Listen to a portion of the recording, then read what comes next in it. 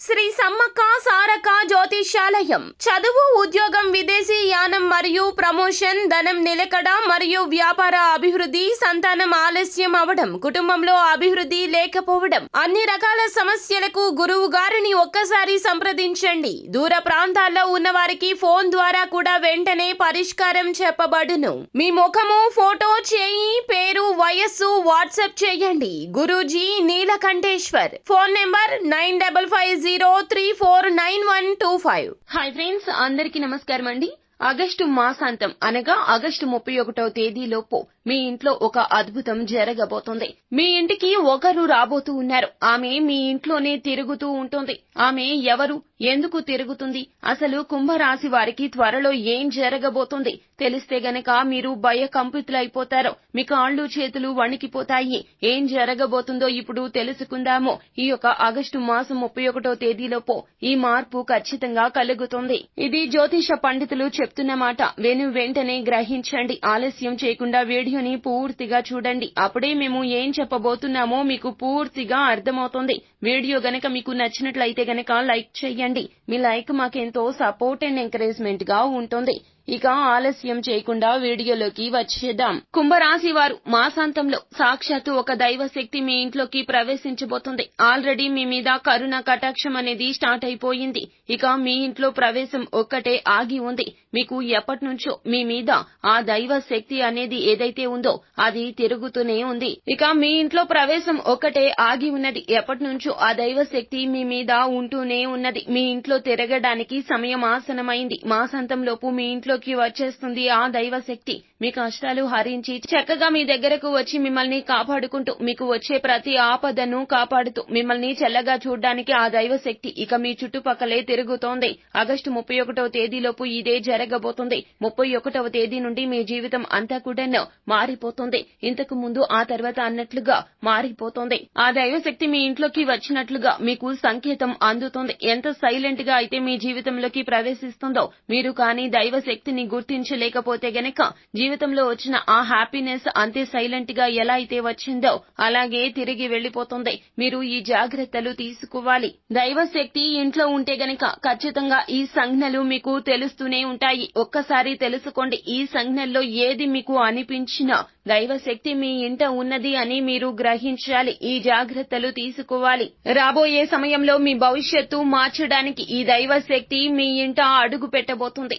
దైవ శక్తి మీ చుట్టుపక్కలే తిరుగుతూ ఉంటుంది. కాబట్టి మీకు ఎటువంటి ఆపద అయినా వెంటనే, ఎటువంటి కష్టాలు అయినా వెంటనే మీరు ఆ కష్టాల నుంచి బయటపడతారు. స్వయంగా పోరాడగలుగుతారు ప్రతి దానితో కూడాను. అలాగే మీ జీవితంలోకి ఏదైనా రావడం అనేది జరుగుతుంది. ఇప్పుడు దాకా పడిన కష్టాలు చాలు. ఇక కష్టాలన్నింటికీ చెక్ పెట్టేస్తుంది ఈ దైవ శక్తి. అయితే ఈ దైవ శక్తి మీ ఇంట్లోకి ఎలా ప్రవేశించింది, లేదా ప్రవేశించిందా లేదా అనేది తెలుసుకోవడం గురించి ఇప్పుడు తెలుసుకుందాము.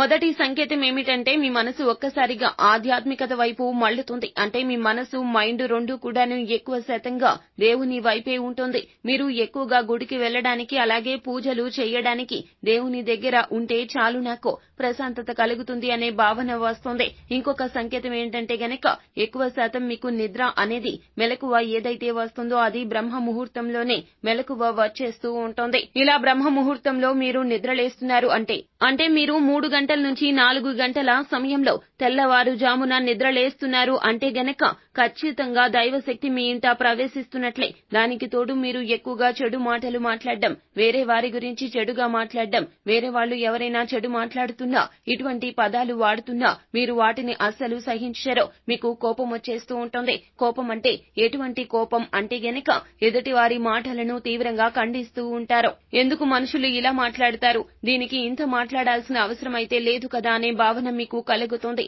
అలాగే మీరు ఎక్కువ శాతం ఒంటరిగా ఉండడానికి ఇష్టపడుతూ ఉంటారు. బాగా క్లోజ్ గా ఉన్న వాళ్ల దగ్గర ఉండడానికి ఫీల్ అవుతూ ఉంటారు. వారితోనే ఉండాలనిపిస్తుంది. జనాల మధ్యలోకి వెళ్లరు. ఎందుకంటే మీరు ఒంటరిగా ఉండి ఆ దేవుణ్ణి స్మరించుకుంటూ ఉంటారు. తను మీ దగ్గర ఉంటే ఇంకా ఏది అవసరం లేదు అనే భావన కూడా ఎక్కువగా కలుగుతూ ఉంటుంది. ఎక్కువ శాతంగా మీకు ఏదో ఒక డబ్బుతో సంబంధించిన ఖర్చు అనేది ఉంటుంది. అది కూడా మంచిగా ఉంటుంది. ఎలా అంటే ఏదైనా గుడికి లేదంటే దేనికోసమైనా సరే డబ్బులు అనేది ఇవ్వడానికి చేసుకోవడానికి అవకాశం అనేది తప్పక వస్తుంది. ఈ సమయంలో ఏ మాత్రము కూడా వెనకాడకుండా మీకు శక్తికి తగ్గట్లుగా మీ దగ్గర ఎంత కెపాసిటీ ఉంటే అంతకు తగ్గట్లుగా విరాళం ఇవ్వడం చెయ్యండి. అలాగే ఇంట్లో తగాదాలు ఆడడము, కోపం తెచ్చుకునే మాటలు మాట్లాడడం ఇలాంటివి చేయొద్దు. ఈ జాగ్రత్తలు తప్పకుండా తీసుకోండి. అలాగే పరుష పదజాలంతో ఎవరిని నిందించవద్దు. మీ నోటి నుండి వచ్చే ప్రతి మాట కూడా చాలా వరకు కూడా సాత్వికమైన మాటలే రావాలి. ఇలా ఉంటే దైవశక్తి మీ ఇంటి నుండి వెళ్లిపోతుంది. అలాగే ఎప్పుడూ కూడా కష్టం కష్టం అనేటటువంటి నెగటివ్ మైండ్ సెట్ మీలో ఉంటే గనక ఖచ్చితంగా దైవశక్తి వచ్చినట్లుగా తిరిగి వెళ్లిపోతుంది. అలాగే ఇల్లు ఎప్పుడు కూడా పరిశుభ్రంగా ఉంచుకోవాలి. పరిశుభ్రమైనటువంటి చోటు దైవశక్తి ఆలయము కావున ఎప్పుడు కూడాను ఈ విధమైన జాగ్రత్తలు తీసుకోండి. అలాగే ఇంట్లో ఎప్పుడు కూడాను ఇల్లాలు కంట కన్నీరు పెట్టకూడదు. స్త్రీల విషయంలో జాగ్రత్తగా ఉండండి. వారికి ఎక్కువగా మర్యాదను ఇవ్వండి. స్త్రీలను పూజించడం మన పురాణాల నుంచి వస్తున్న అంశము. ఈ జాగ్రత్తలు తప్పకుండా తీసుకోండి. అప్పుడు మీ ఇంట దైవశక్తి నెలకొని ఉంటుంది. ఈ ఆగస్టు 31 తర్వాత నుండి కూడా మీ జీవితం పూర్తిగా మారిపోతుంది. కుటుంబ సమస్యలు తీరిపోతాయి. ఆర్థిక సమస్యలు తీరిపోతాయి. కోటీశ్వరులు అయ్యే యోగం తప్పక కలుగుతుంది. అంతా మంచి జరుగుతుంది. శుభం భూయాత్. సో ఫ్రెండ్స్, చూసారు కదా, ఈ వీడియో గనక మీకు నచ్చినట్లయితే గనక లైక్ చేయండి. మరిన్ని వీడియోస్ కోసం మా ఛానల్ ని సబ్స్క్రైబ్ చేసుకుని ఫాలో అవ్వండి. Thank you.